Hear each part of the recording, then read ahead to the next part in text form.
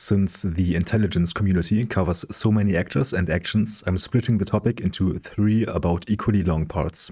Part 1 is about giving a general idea of what intelligence policy means and the leadership at the top, exempting the National Security Council and the associated coordination process, since I already made a video about that. The leadership are then the Director of National Intelligence and part of the Department of Defense. I'll go into the organizational units of the Office of the DNI and what they do, including the important documents they produce. Part 2 gives an overview of all member agencies of the IC and what they do, meaning what kind of intelligence they gather, how their analytical work is structured, and how they do counterintelligence. This section includes a lengthier explanation of what the NSA does and what that scandal about spying on Americans was about. Part 3 is about covert action, what it could look like, which units within CIA and the DoD do it, and the legal framework. Most of that part is about giving some detail regarding the most successful covert actions in Iran, Guatemala, and Chile.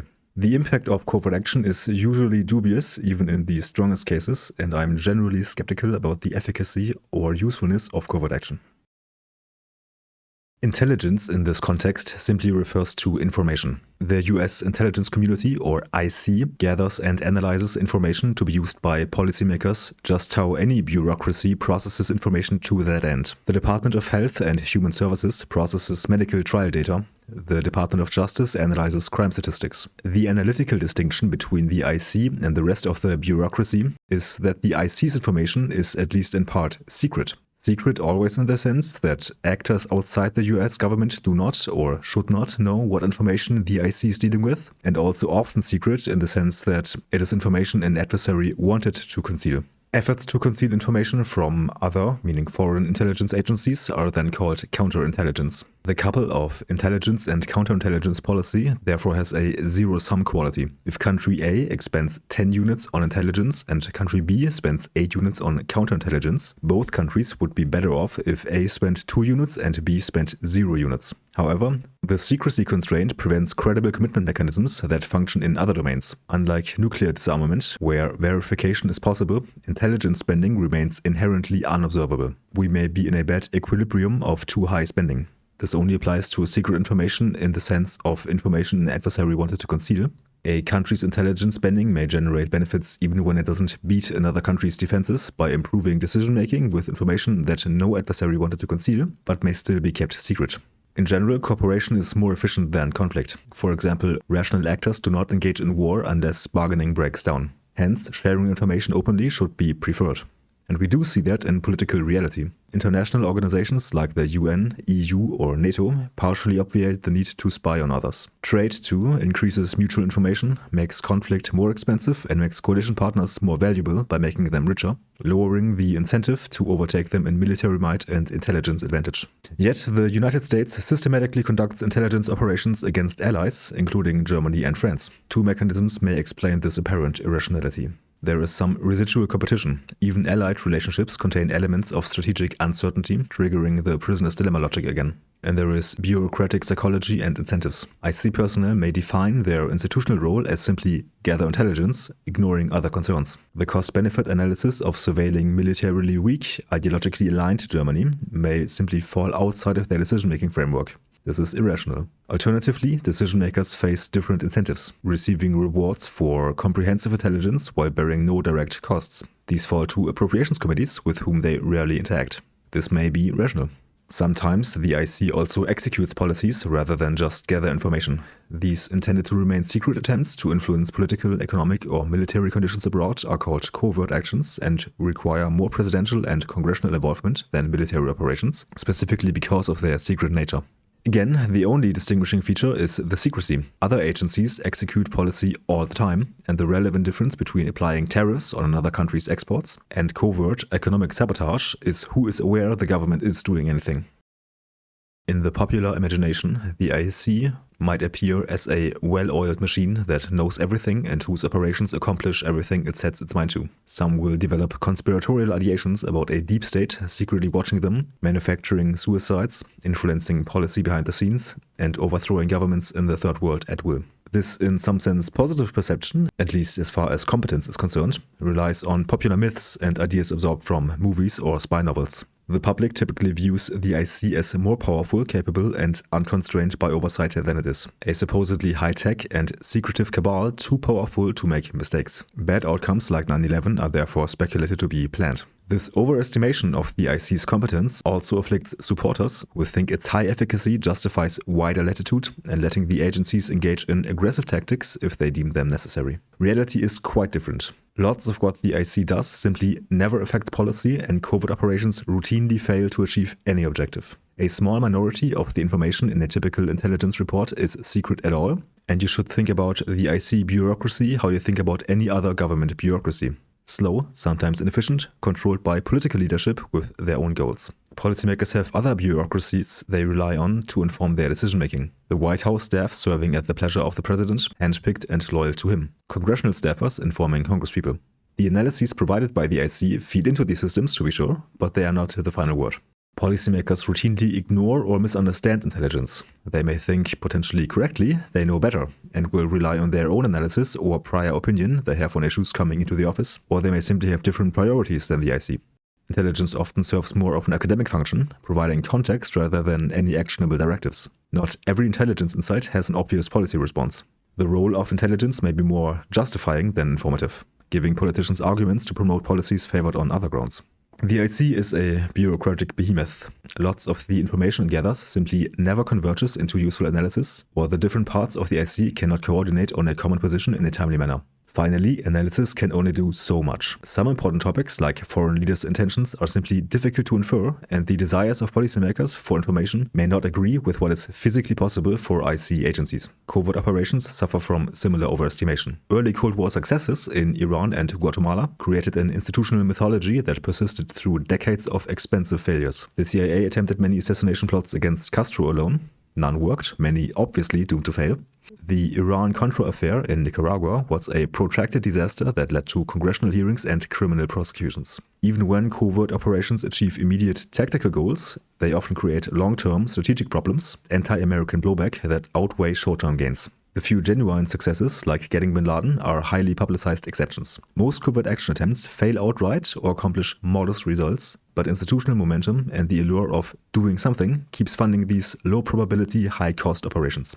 Learning about the IC is still interesting, but you shouldn't imagine this to be the center of US foreign policy making. That would be the White House and the NSC system. The IC, like the Department of Defense and America's large standing military, dates to after World War II, but its current organization is due to the reforms of the post-9/11 Intelligence Reform and Terrorism Prevention Act, the IRTPA, of 2004. The IC now comprises more than 100,000 employees and costs around $100 billion annually, split roughly 75-25 between the National Intelligence Program, NIP, covering civilian agencies like the CIA, NSA or FBI, just most agencies you've heard of, and the Military Intelligence Program, MIP, for intelligence activities that directly support military operations. This just means the military branch intelligence agencies like the Army Intelligence and Security Command or the 16th Air Force. Although the DoD-controlled MIP is smaller, defense still gets about 80% of the IC's total budget because many of those quote-unquote civilian agencies are part of DoD. The big four of NSA, NGA, NRO, and DIA account for about 70% of the NIP.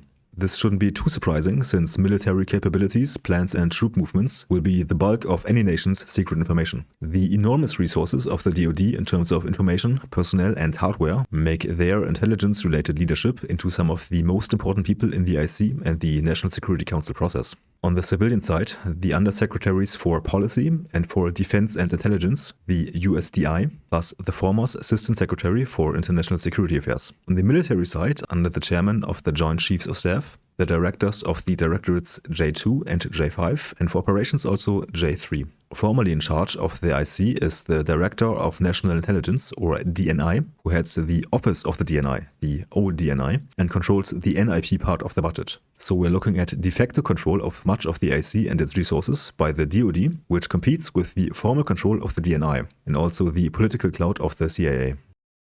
The DNI is a creation of the 2004 IRTPA and a response to previous intelligence failures and perceived shortcomings of the IC. The 9/11 attacks had exposed coordination rather than information problems. Agencies hoarded information, management responsibilities were fragmented, and the Director of Central Intelligence, the DCI, lacked authority to force other agencies to prioritize emerging threats like bin Laden. Secondly, the flawed 2002 Iraq WMD estimate compounded these concerns. It revealed rush analysis based on ambiguous evidence and raised unproven and probably false concerns about whether intelligence agencies faced pressure to support predetermined policy conclusions. The problem was that the DCI wore two hats, running both the CAA and theoretically coordinating the entire IC. The role gave the DCI little real power over budgets, personnel, or priorities at the other agencies. Congress thus created the DNI to establish a more central authority over the sprawling bureaucracy overseeing the NIP budget and setting community-wide priorities. Most importantly, the DNI should serve as an independent advisor to the president without simultaneously running any operational agency, theoretically eliminating conflicts of interest that had plagued the dual-headed DCI position. In reality, the DNI has not become as central to the IC as the National Security Advisor is to the foreign policy process or the OMB has become to the president's management of the executive branch. While the DNI prepares the community-wide budget, she is not a veto player like the OMB. The 2004 Act was too timid to empower the DNI over the department heads because of lobbying from the DoD. So about 3/4 of the budget, formally controlled by the DNI, needs a sign-off from the Secretary of Defense. And of course, ultimately, Congress decides how much money gets appropriated for programs anyway. The same would be true for personnel decisions. The ODNI is more like the executive secretariat of the IC than like the NSC. It merely manages the flow of information within the IC and to the president. It is probably an improvement over the DCI, however, since the conflict of interest in proposing how funds could be allocated and in giving advice is in fact eliminated. Whatever power the ODNI does have, it exercises because of the actual quality of its synthetic work and management. This work is done by around 2,000 employees, often on rotation from other IC agencies, which is also how it works in the NSC. Details below the top level are classified, but for those leadership positions, the mercifully easy-to-use official website is very informative. As usual, I find it helpful to consult the org chart, but it is soon to be out of date because of drastic cuts under Tulsi Gabbard. Below the director herself and her deputy, the COO is responsible for running the ODNI in her absence. Given the de facto importance of the DoD, there's also an advisor for military affairs, which appears to be something like a liaison to the USDI. Below the core leadership and next to the support offices and similar, like legal and finance and the inspector general and so forth, the ODNI is roughly trifurcated into 2 directorates and a set of various centers. The Directorate of Policy and Capabilities is a collection of vaguely technical subjects like how to do procurement, cost-benefit analysis, or handling data, and it funds research potentially useful for intelligence and distributes the results through IARPA, like DARPA but for intelligence. Unrelatedly, the Directorate also houses a policy and strategy unit that seems to do something like long-term planning. The Directorate of Mission Integration is home to 3 important units. The National Intelligence Council, or NIC, that predates the ODNI by decades, the much newer National Intelligence Management Council, and the unit producing the President's Daily Brief. The NIC consists of about 100 people, spread over maybe 10 to 20 regional and functional units, concerning Russia or terrorism or the MENA region or cyber affairs and so on, each headed by a so-called National Intelligence Officer, or NIO, overseeing some amount of deputies. The NIOs are experts for their portfolio from the IC bureaucracy, military, academia, or the private sector. They thus support the DNI on substantive questions and, more importantly, are usually the IC's representative in the interagency policy committees within the NSC process. The primary mission of the NIC is to produce various documents that represent the collective view of the IC on some issue. Most obvious are the National Intelligence Estimates, the NIEs, but there are also the quadrennial global trends, memos produced for specific consumers, annual threat assessments, and intelligence community assessments, which I will get to later. The National Intelligence Management Council's regional and functional units generally mirror the NICs and are headed by National Intelligence Managers, NIMs. Their job is to create a so-called Unifying Intelligence Strategy, or UIS, for their portfolio, integrating all efforts in the IC around that topic. For instance, the Russia NIM is supposed to be aware of and to coordinate all collection and analytical efforts regarding Russia in the IC. Authority is unclear since those efforts happen within departments where the DNI has no formal oversight. The relevant NIO is part of each NIM's team. Within their portfolio, they make sure collection and analysis sticks to the National Intelligence Priorities Framework, or NIPF. To produce it, senior officials up to secretary level rank different topics in different regions in matrix format by importance. Priorities are reviewed annually by the President and NSC and quarterly by the DNI and the IC. The current DNI has very recently decided to collapse this council into the NIC.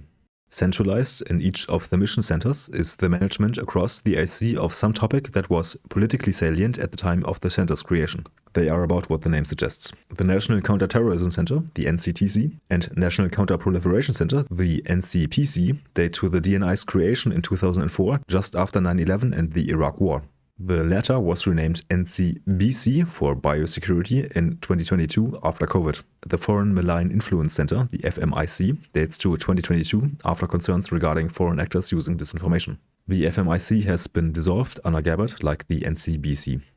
The ODNI's Directorate of Mission Integration produces a slew of different documents to be consumed by different audiences. This means coordinating the IC agencies in a similar fashion as the NSC process coordinates the foreign policy bureaucracy. The request for a product like an NIE or ICA usually comes from the President, NSC, or senior congressional leadership. The NIC decides which NIO will be responsible. The NIO sets the scope of the question, drafts the outline of what the agency's assessments should cover, what judgments are sought, and how dissenting views will be handled. Analysts from across the IC contribute input. In practice, this means working groups of subject matter experts within CIA, DIA, NSA, INR, and so forth. The NIC staff then pull these together into a draft that reflects community-wide contributions. The NIO holds coordination sessions with all the agencies. These are line-by-line reviews of the draft where each agency can demand changes, and if there's no consensus, footnotes are added. This is often a negotiation, not unlike an interagency policy committee meeting in the NSC process. Once a draft has been reached, depending on the document, it will be approved by the NIO, or for NIEs, it goes up to the National Intelligence Board, or NIB, chaired by the DNI, and composed of the heads of the major IC agencies or their deputies.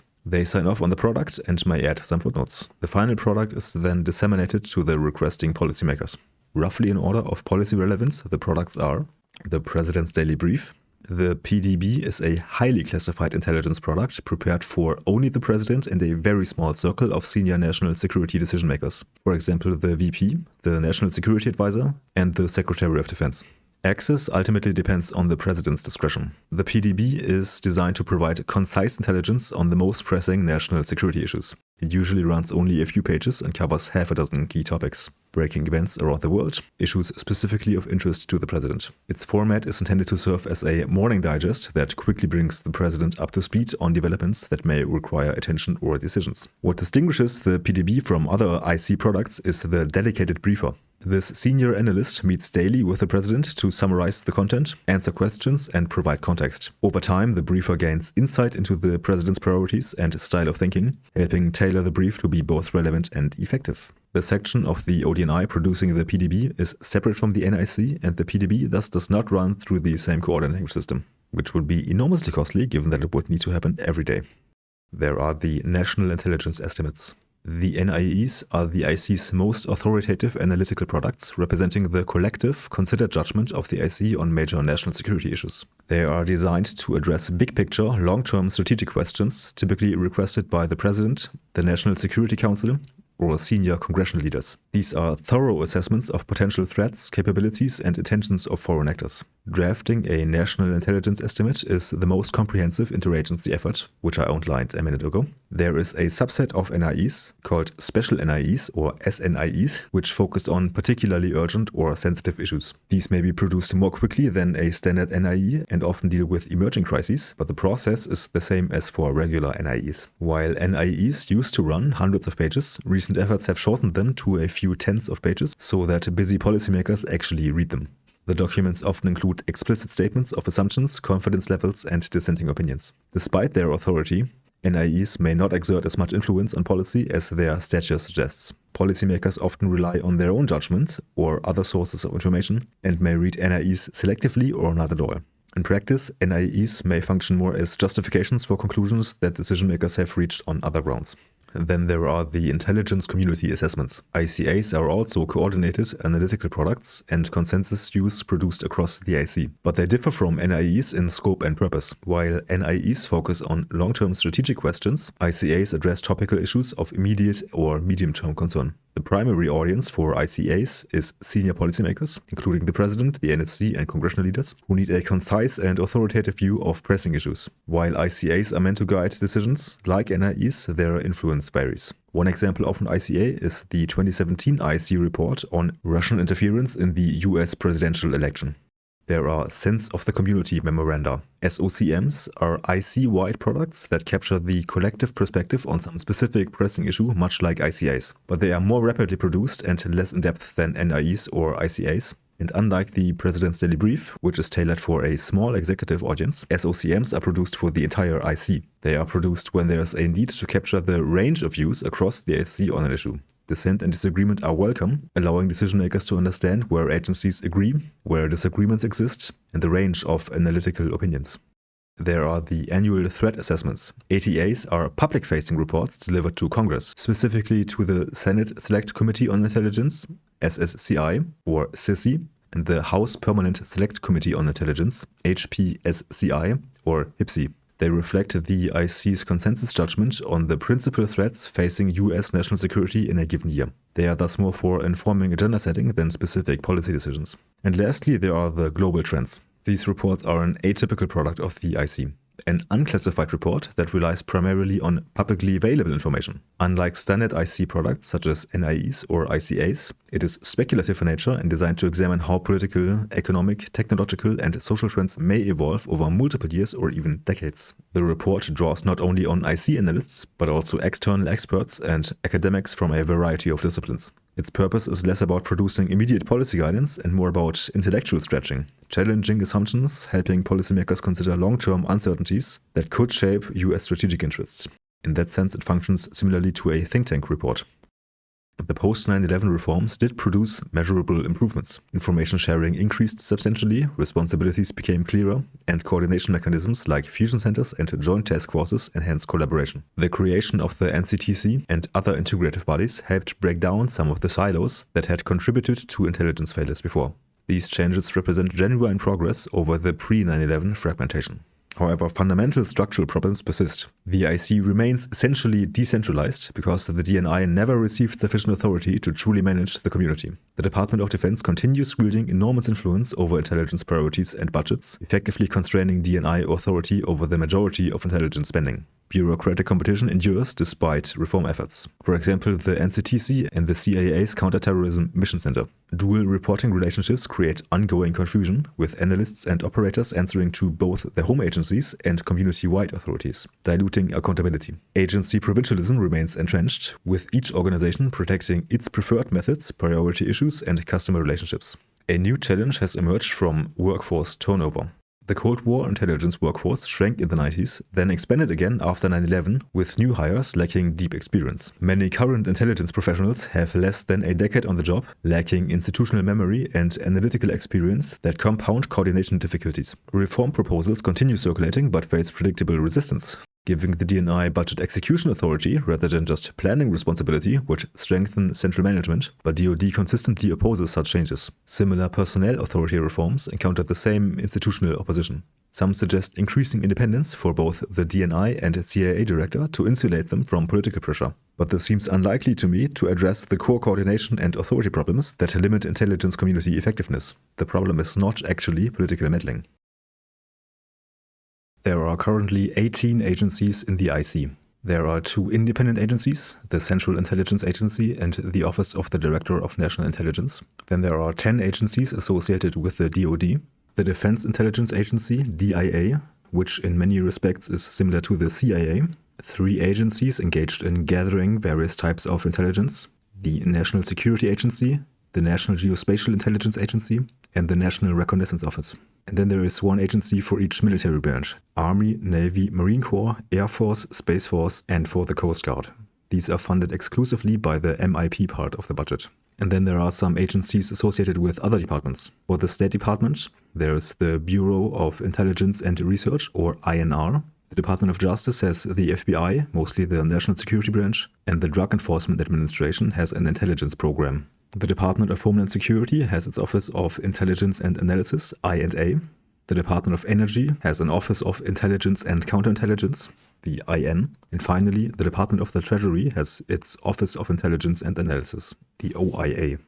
At the top of the hierarchy are the decision makers setting requirements: secretaries, the DNI, the president. Some agencies will then collect different types of intelligence, and they or others will analyze it to produce so-called finished intelligence products, meaning some document that will be read by the decision makers. While the government usually buys its equipment from private sector contractors, there are also a handful of agencies involved in producing technology for collecting intelligence. The NRO develops, launches, and manages satellites used for collecting geospatial intelligence, GEOINT, and signals intelligence, SIGINT. The NSA develops technology for encryption and decryption, and the CIA's Directorate of Science and Technology, the DS&T, develops some kinds of tech helpful for intelligence gathering as well, satellites or listening devices, but who knows. Depending on the type of intelligence, different agencies are involved in collecting it. The intelligence services of the military branches are involved in all types of intelligence collection and analysis, but they are limited to tactical considerations of their respective branch, so I won't go into them.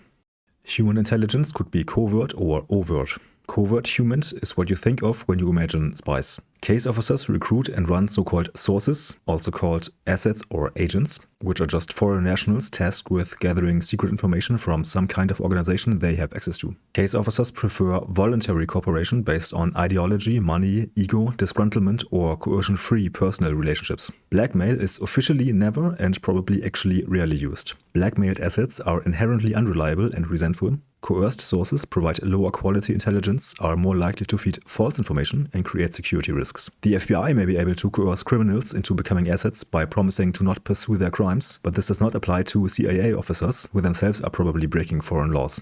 Coercion is actively discouraged by the CIA in training, and it is not like they don't have the stomach to mistreat people. Overt HUMINT is what diplomats gather, or in a sense what you gather when you attend meetings. The main player here is the CIA's Directorate of Operations, or DO, abroad, and the FBI domestically, which is focused on counterterrorism. The FBI keeps contacts abroad via their legal attaché offices, the legats, but this is to support its domestic investigations. The DEA similarly has overseas presence with special agents deployed to embassies collecting drug-related intelligence. The DIA also maintains HUMINT capabilities for military-specific intelligence, clandestinely via its, drumroll, Defense Clandestine Service, staffed by people with the same training as CIA officers, and overtly via the Defense Attaché system, which are something like the military's diplomats. Similarly, the actual diplomats of the State Department gather overt HUMINT for the INR.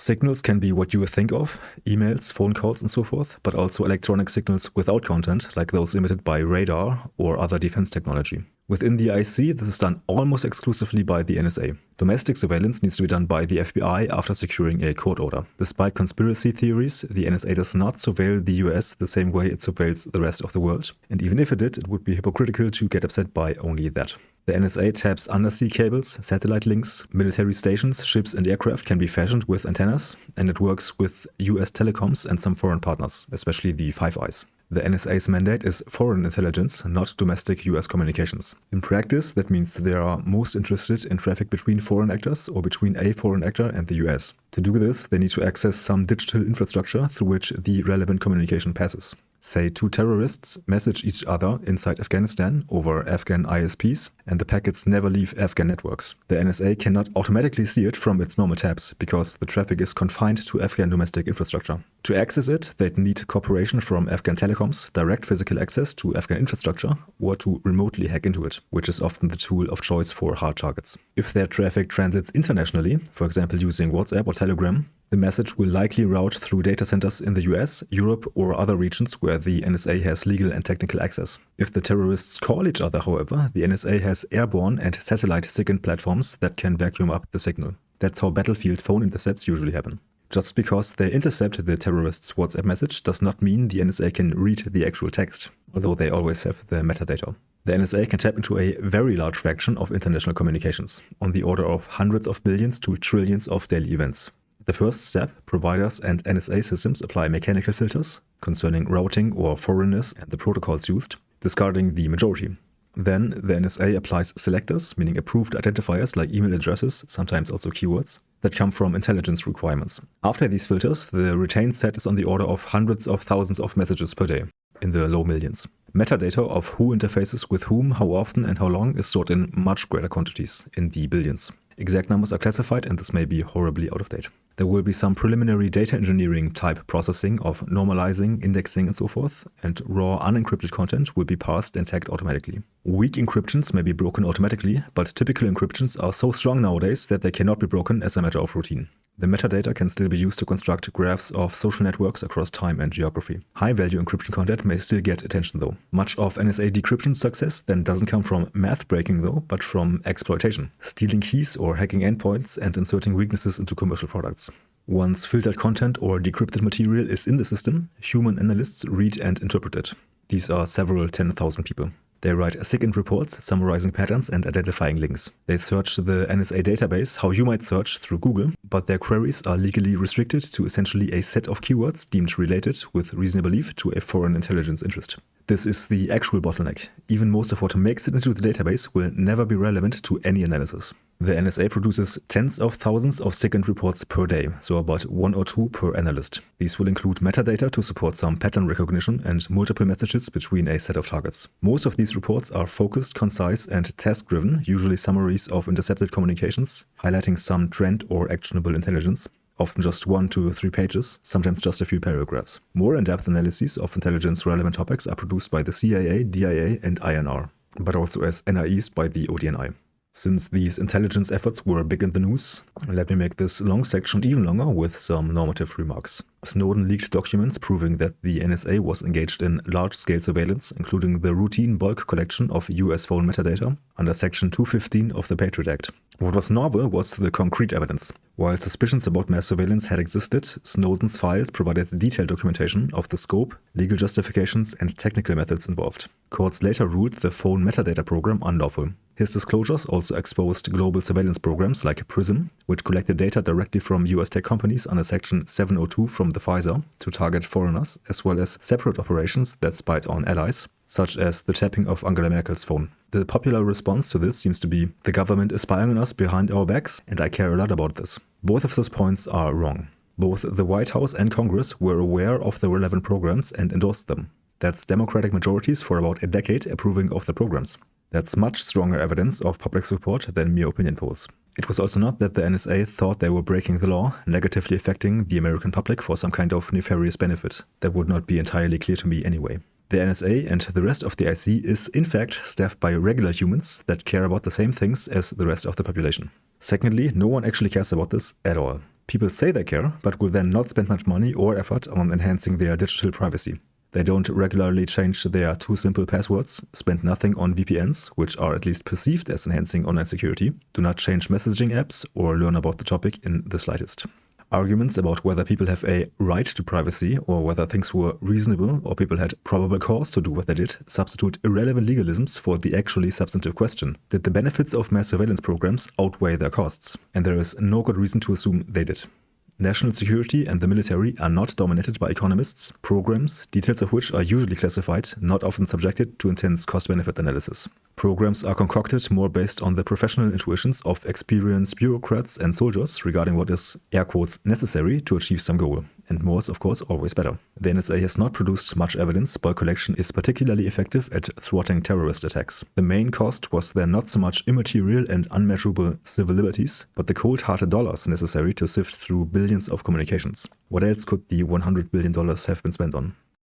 Geospatial intelligence, or GEOINT, refers not just to images taken of the Earth's surface and maps of it, but also combinations of those with other intelligence like SIGINT social media data, highlighting networks, or human geography type data like population density, infrastructure, or cultural centers. For example, these maps right here are maps created by the NGA that are downloaded from the CIA's website.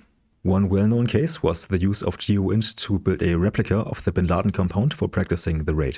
Collection sources include satellites operated by the NRO, but also aircraft and drones run by the military or CIA. Increasingly, commercial imagery is integrated as well. Processing and analysis fall primarily to the NGA. The focus is on combat support, geolocating installations, targeting, and providing battlefield awareness. But GEOINT also supports civilian missions, such as disaster response. For example, getting images of an area devastated by some natural disaster. The internal workflow is not dissimilar from the NSA's. A huge volume of raw imagery data comes in from various sources and gets processed in some automated way. Humans, aided by automated tools for object recognition, for instance, work on the images, measuring dimensions of missiles, ships, and so on, tracking movements. This is fused with other intelligence, and finally analysts will produce some kind of report, ranging in complexity between annotated images and formal written assessments, maybe some more in-depth infrastructure analysis. The NGA probably produces tens of thousands of reports per year, which translates to a handful of reports per analyst and year. Not mentioning geospatial datasets that aren't reports. NGA reports are thus longer-lived and more analytical than the typical NSA report. In the private sector, GEOINT is also valuable, for example, satellite images of Walmart parking lots to predict retail earnings or of oil tankers to track trade flows. But national security concerns lead governments to exercise so-called shutter control, the authority to restrict what imagery commercial satellites may sell or release, to protect sensitive military activities like troop movements. If you used technology to gather the data, you can't look at it and it's not communication, it's probably measurement and signature intelligence. MASINT is just the residual that's left over after removing images and signals from all the technical ways to gather data. Data from various sensors detecting radiation, seismic events, sound waves, radar detecting missiles, and anything else you can imagine. This can be useful for detecting nuclear tests or analyzing whether a factory is producing WMDs rather than household chemicals. MASINT is less about the raw detection than about identifying the distinctive signatures or metaphorical fingerprints of things, like the specific radar profile of a particular stealth aircraft. The national manager of these data is the DIA, but to some extent, of course, the NGA and NSA are also involved in MASINT. Any unclassified, publicly available information can be a source of open source intelligence. Social media data, newspaper articles, scientific papers, anything on the web, any kind of information you can buy as well, government data, expert opinion, television, and on and on and on. When private sector companies have intelligence units or similar, they are doing OSINT analysis. No human can process that much information, so this is a technical job for data scientists. Large-scale data scraping, language processing, network analysis, and so forth is the bottleneck. Even though this is a technical int, it has a problem closer related to a HUMINT. The data may be polluted by intentionally manipulated information. It also has the unique benefit, however, of being shareable with allies and the public. Ultimately, OSINT provides the baseline or rough outline of understanding an issue that, because of its lower cost and effort, will often be the starting point for collection efforts. It is the int of first resort. It gives a rough outline that will be drawn in more detailed by other ints. Every intelligence agency has some OSINT component. When the NGA buys satellite images, that is OSINT. But the biggest center is the open source enterprise within the CIA's Directorate of Digital Innovation, which is focused on how to make tech and AI and so forth useful and on cyber defense. The DIA has recently founded the Open Source Intelligence Integration Center, which is probably managing its OSINT. While the NSA and NGA produce analytical reports, these are single-int analysis products. What policymakers ultimately look at, and regular people probably associate with intelligence analysis, is all-source analysis. Analysts drawing together different ints to produce a more comprehensive assessment on some policy issue. Let me give you some flavor of the range in quality these analyses occupy. Leading up to the Cuban Missile Crisis, a special national intelligence estimate concluded that the Soviets would not place missiles in Cuba less than a month before photographs proved that they had. This was the result of Soviet deception, but also a failure of imagination from the IC. The president's daily brief about a month out from 9/11 warned, quote, "Bin Laden determined to strike in US." This may seem then like a spectacular political failure, but no specifics were provided, and lacking coordination in the IC was to blame as well, not to mention that not everything can be predicted. In April 1991, the Soviet Cauldron memo to the NSC warned of the imminent political collapse of the Soviet Union. Gorbachev supposedly had become deeply unpopular, opponents had organized towards a coup, and the economic crisis had prepared fertile ground. Bush 41 was then less shocked in August when the coup did actually happen, ending the Soviet Union. The military dominates collection because it is actually out there in the world and thus able to collect much more information than, for example, the Treasury, which is largely based in Washington. But that advantage falls away in the analytical stage. Many other actors therefore enter the picture. The CAAs and DIAs, Directorates of Analysis, and States INR are the core finished intelligence shops policymakers think of when they request analytical products. The CAA and DIA analysts probably number in the low thousands, but INR in total is less than 500 people. When CIA analysts draft a piece, the imagined audience is the president and senior national security leadership in Washington. The NSC personnel, including the National Security Advisor, cabinet-level officials like the secretaries, and the congressional oversight committees. It is the oldest intelligence agency and not directly associated with a department. So you could think of it as the White House's or the President's intelligence agency. The DAA, on the other hand, is focused on departmental interests. Its main customers are the combatant commanders, the JCS and the secretary, but it also contributes to the president's daily brief. The INR's reputation is one of punching above its weight class and delivering high-quality, careful work. Famously, INR was the lone dissenting voice in the 2002 Iraq WMD estimate, rejecting the claim that Saddam was reconstituting a nuclear program. While smaller or less impactful in national security, the other departmental agencies also do all-source analysis. The DNI's mission centers fall into this category too, in a sense.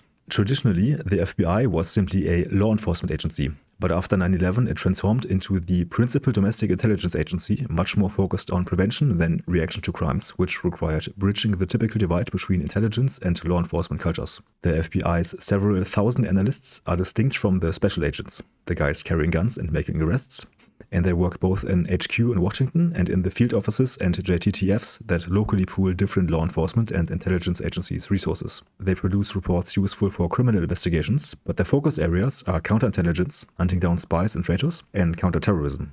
The DEA's analytical arm is on the order of 1,000 or so analysts, again distinct from agents. Analysts are concentrated at headquarters in Virginia, but they also work in the domestic field divisions and in the DEA's unusually large overseas presence. They focus on drug trafficking networks, tracking money flows, and producing both tactical support for criminal investigations and broader strategic assessments of cartels and narcotics trends. A distinctive feature of the DEA's intelligence effort is the El Paso Intelligence Center, or EPIC for short, a multi-agency hub staffed by personnel from more than 20 federal agencies and state and local police. EPIC provides tactical intelligence support, tracking traffickers, vehicles, and shipments, and rapidly sharing data across jurisdictions. Rather than polished strategy reports, its output is immediately actionable information. DHS's law enforcement personnel is, for example, in Border Patrol, ICE, or the TSA. There are less than 1,000 analysts, receive intelligence from these officers, other IC agencies, or as OSINT. A big part of INA's mission, however, and unique among IC members, is information sharing, taking federal intelligence and packaging it for state and local governments or for fusion centers. To the extent that they produce all-source analysis, it is homeland-related. So terrorism threats, transnational crime, cyber threats, border security, and domestic violent extremism. Their products are more threat bulletins or warnings for governors or police chiefs.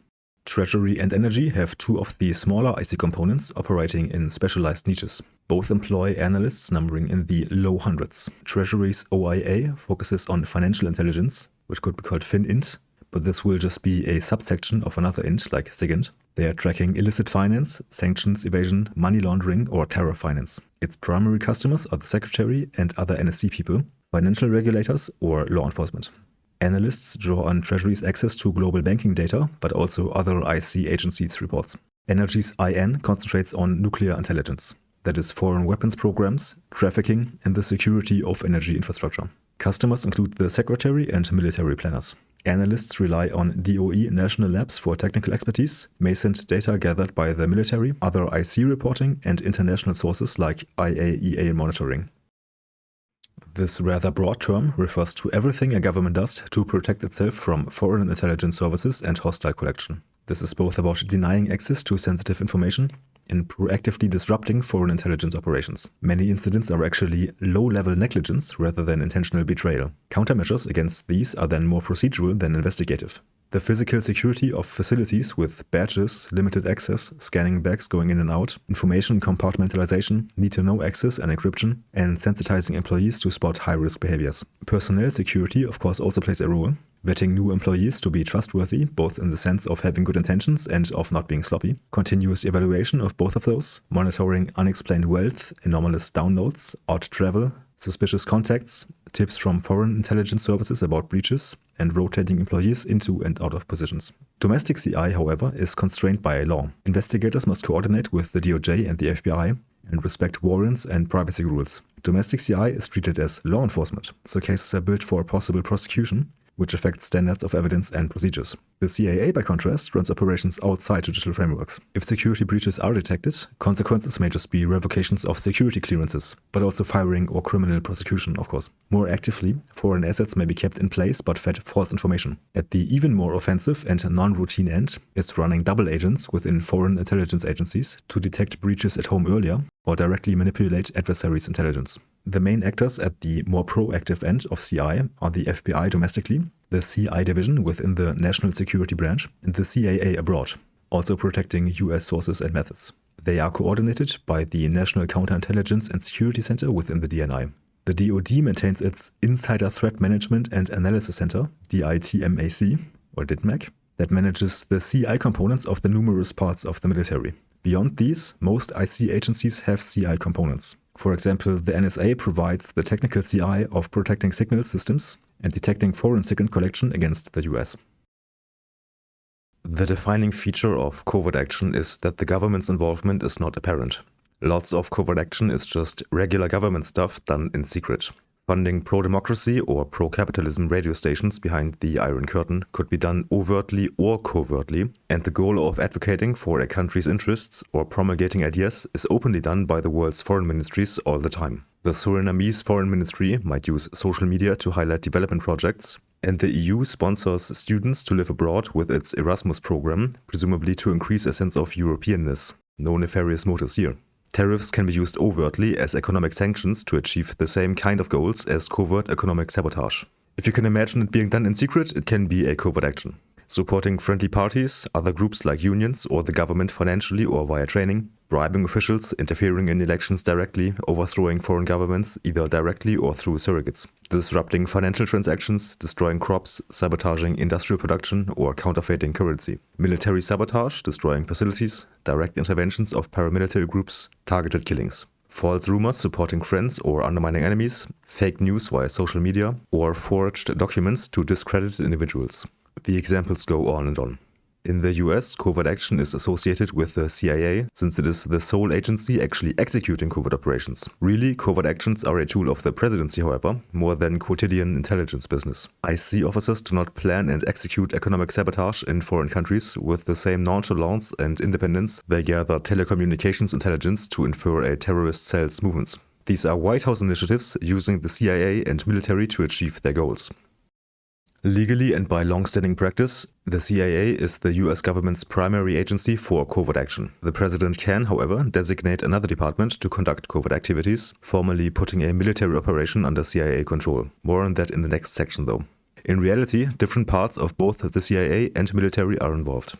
Within the CIA, it is the Directorate of Operations, or DO, that is also responsible for gathering HUMINT. The relevant DO components are the Special Activity Center, the SAC, and the Counter-Terrorism Mission Center, the CTMC. CTMC is cross-functional. It combines operators from the DO, analysts from the DA, and other specialists aiming to identify targets, fuse intel, and propose options to policymakers. It does not, however, carry out anything. That is left with the SAC, the CIA's paramilitary and special operations arm. It has two major components. The Special Operations Group, SOG, consisting of paramilitary officers, former SEALs, Delta, and so forth, who run coups, training, and other kinetic operations. Secondly, the Political Action Group, the PAG, that handles grey stuff like propaganda, disinformation, political influence, financial support to parties, and so forth. Within the DoD, it is SOCOM, the US Special Operations Command, which manages the special operations components of the military branches. For example, the Army and the Air Force have special operations commands, and all of those get integrated into SOCOM. The clandestine military operations these parts of the military carry out, which are different from covert action, need only be secret during their execution. But longer-term deniability does not matter.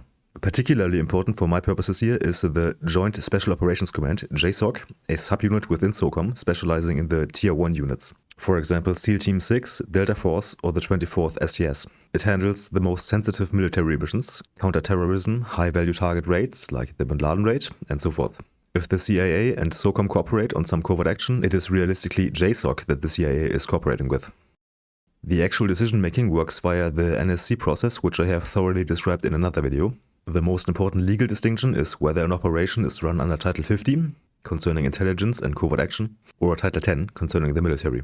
That choice determines who formally approves the mission, how Congress is notified, and which operational chains are used. If Title 50 authority is used, the chain of command may go down the CIA hierarchy or the DoD hierarchy, but the director of the CIA, rather than the Secretary of Defense, will still hold authority, even when DoD is tasked with the execution. In practice, however, the CIA and SOCOM often collaborate. The CIA may quote-unquote sheep-dip military personnel, meaning temporarily give them CIA cover, so an operation is legally CIA and thus deniable. That's how the Bin Laden raid was organized. Technically a Title 50 CIA covert action executed largely by JSOC under SOCOM. Further blurring legal lines, CTMC, SAC, JSOC and the National Counterterrorism and Justice Apparatus in the NCTC and DOJ legal teams coordinate closely. The decision for one or the other authority is thus more like a choice between policy tools and not a legal framework constraining the president, or based on technical questions about whether something really is a covert action. The relevant consideration is whether the military can even legally operate in the relevant country, because it is an area of active hostilities or by congressional authorization, and whether deniability is desired if things go wrong.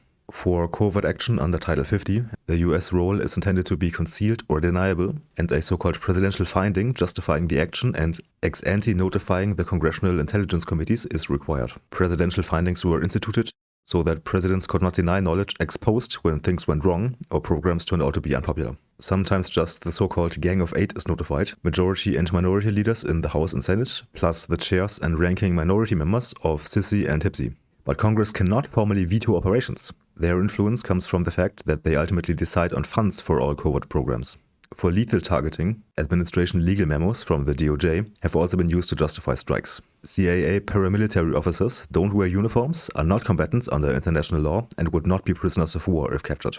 Military lethal operations, for example JSOC strikes during kinetic campaigns, are DoD activities under Title 10. These are subject to different authorities and oversight. Approval can be more routine, for example an area commander, or CENTCOM, for instance, can execute within standing rules of engagement or authorities delegated by the Secretary of Defense. Over time, pressure has grown to shift many drone strikes to the Pentagon to clarify legal footing and oversight. And the DoD would certainly like more control over paramilitary activities, but the CIA is opposed.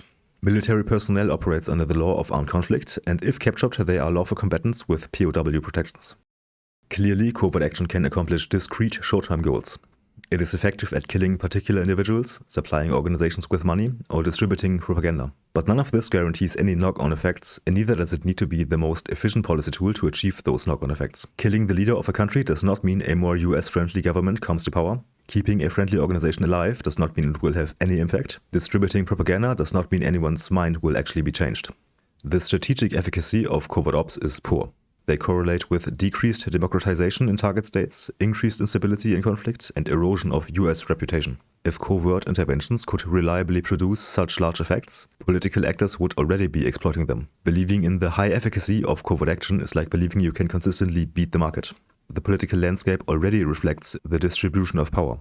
The strength of a political faction depends on enduring socio-economic factors that create a certain arrangement of cross-cutting cleavages. You may be in the majority on one issue, maybe racially, but in the minority on another, maybe your religion or position on abortion, war or taxes. People will give up some of the advantages they have from being in a majority to extract concessions on another issue where they are in the minority.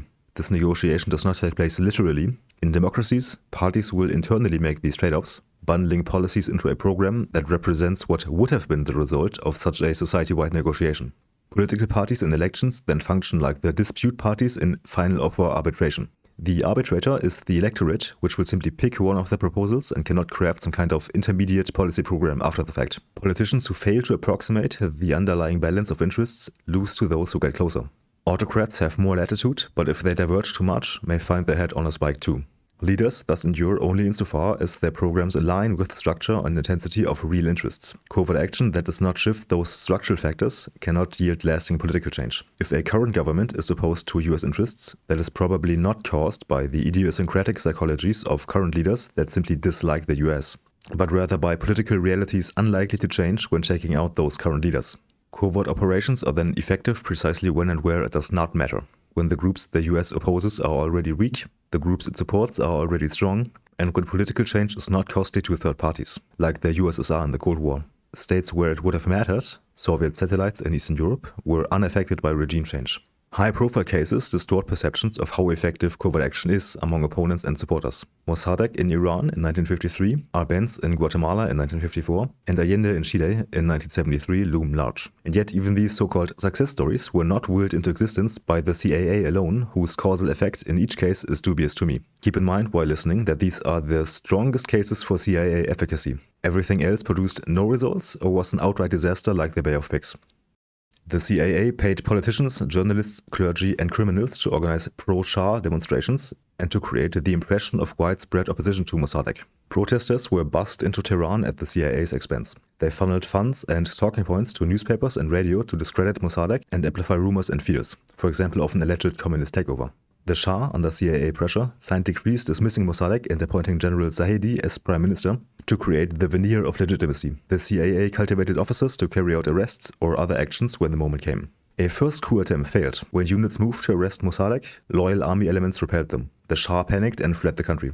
More unrest followed a few days later. Here military units switched sides and crowds stormed Mossadegh's residence. Mossadegh fled, was captured and later tried. The CIA and MI6 were thus clearly heavily involved. But the turning point was when Zahedi and his network of officers took advantage of the unrest and acted decisively. The CIA station in Tehran reported events to Washington but did not control the final cascade. If they had been in control, why didn't the first attempt succeed? We are thus probably looking at the CIA throwing a lit match into a dried-out forest. Mossadegh had already alienated powerful groups. The Shah, conservative clerics, landowners and much of the officer corps. Once Mossadegh dissolved parliament and moved toward greater emergency powers, elites were looking for a way to push him out. CIA involvement may have been more of a managerial role. Robert Jervis agreed that the CIA and MI6 were the icing on the cake, not the cake itself. Guatemala is probably the single strongest case for covert action and similar being causally efficacious. The CIA coordinated a large propaganda campaign. Clandestine radio broadcasts, leaflets, false reports and staged news meant to convince the Guatemalan public of Arbenz' weakness and that military defeat was likely. They had trained and financed a small rebel force led by Carlos Castillo Armas, including staging an invasion to give the appearance of an organized military threat. Less covertly, the US used diplomatic channels and economic levers to isolate Guatemala from its neighbors. The combined propaganda, the small military action, and the impression of US backing led senior officers to abandon Arbenz. Armas' force was actually too small to defeat the Guatemalan army militarily, but CIA psyops created an illusion of an unstoppable advance. The Guatemalan officer corps began to waver not because they were defeated, but because they feared US intervention if they resisted. Key commanders withheld support from Arbenz. But Guatemala too did not exist in a political vacuum. Arbenz had real domestic opponents, especially in the elite, the church and parts of the army. He still had support among peasants, workers and reformist intellectuals though. Arbenz had expropriated unused land from large estates, most famously the US-American United Fruit Company, and redistributed it to peasants. This alienated the landed elite, the Catholic Church, and big business interests. Many saw land reform and tolerance of communists as destabilizing and economically disastrous. He legalized the Communist Party, which was enough to alarm conservatives, the military officer corps, and the US. Arbenz had alienated the military elites by purging some senior officers, giving land to some lower-ranking soldiers, and tolerating communist advisors. The officer corps feared this eroded their privileges and the army's cohesion. Without US intervention, Arbenz likely would have stayed in power, at least in the medium term. The Guatemalan military, though not uniformly pro-Arbenz, was not actively plotting his overthrow. Yet that no conflict would have ever materialized seems unlikely to me.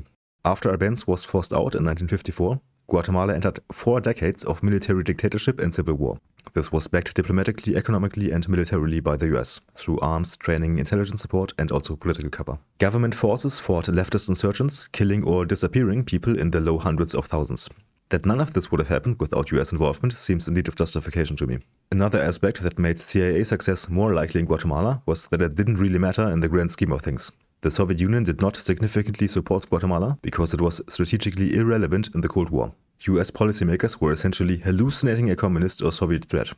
The intervention gained the US little strategically while causing lasting damage to its regional reputation. Short-term gains in preventing a leftist government aligned against US interests translated into decades of instability that required further engagement and occasional costly interventions. Even today, in very different political circumstances, some uninformed people still refer to the case of Guatemala to paint the US as protecting corporate interests at the expense of democracy.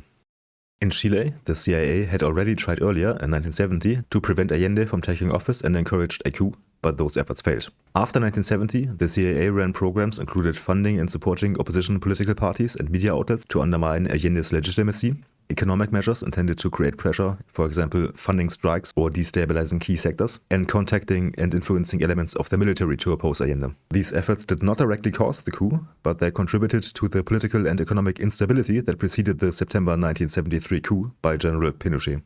Again, we are looking at a fertile ground situation. Allende's leftist project of redistribution and nationalization had impoverished the country. Chile was in deep political and economic crisis. Inflation had spiraled above 300%, food shortages and strikes were rampant. Polarization between left and right had hardened. There were openly violent clashes in the streets between leftist militias and right-wing paramilitaries. The Chilean military elite were ideologically opposed to Marxism, saw the Allende government as a source of disorder, and had come to see Allende's presidency as untenable. Many officers believed Allende's socialist program threatened both the constitutional order and their own institutional prerogatives. After a failed coup attempt in June 1973, no CIA involvement came from disaffected Chilean officers acting on their own, generals began plotting seriously. The key figure was Pinochet, newly appointed army commander in late August. The 9/11 coup then had no CIA involvement anymore. Most historians today argue the coup likely would have come eventually, given Chile's internal crisis. US involvement may have accelerated and legitimized it, but consider that the US had been involved in Chile for years without success.